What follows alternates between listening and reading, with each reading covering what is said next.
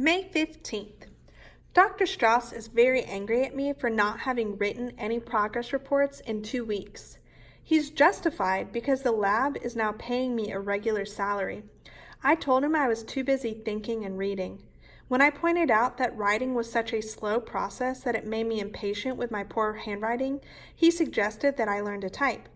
It's much easier to write now because I can type nearly 75 words a minute.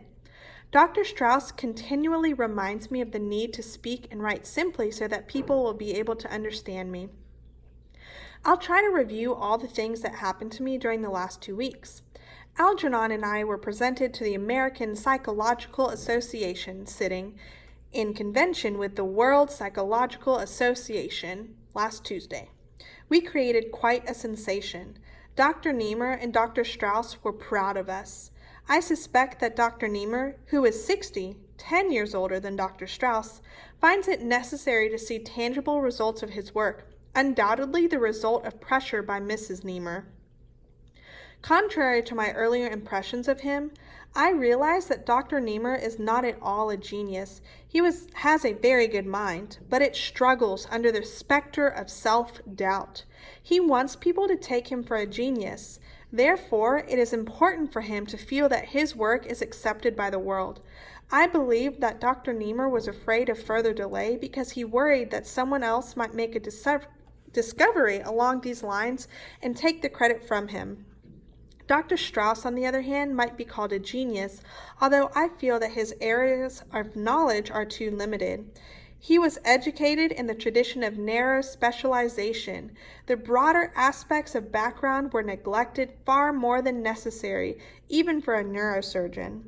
I was shocked to learn that the only ancient languages he could read were Latin, Greek, and Hebrew, and that he knows almost nothing of mathematics beyond the elementary levels of the calculus of variations. When he admitted this to me, I found myself almost annoyed. It was as if he'd hidden this part of himself in order to deceive me, pretending, as do many people I've discovered, to be what he is not. No one I've ever known is what he appears to be on the surface.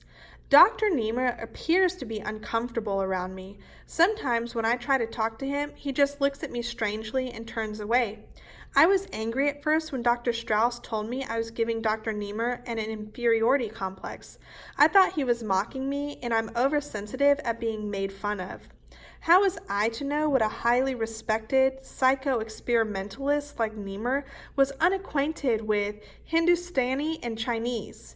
It's absurd when you consider the work that is being done in India and China today in the very field of his study.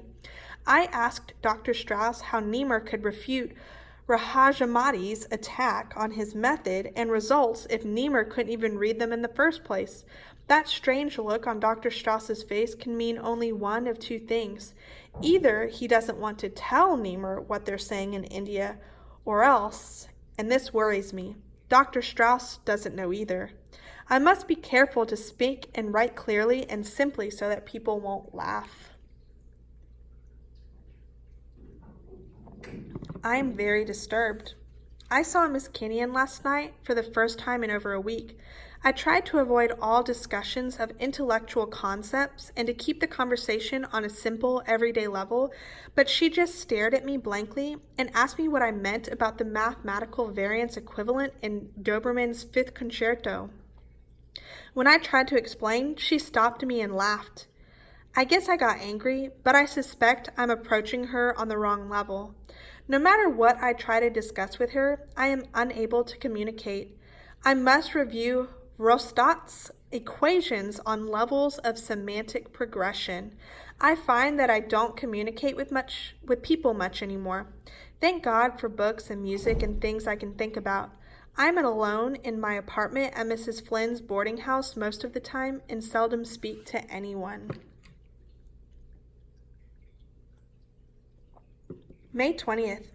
I would not have noticed the new dishwasher, a boy of about 16, at the corner diner where I take my evening meals if not for the incident of the broken dishes. They crashed to the floor, shattering and sending bits of white china under the tables. The boy stood there, dazed and frightened, holding the empty tray in his hand. The whistles and catcalls from the customers, the cries of, "Hey, there go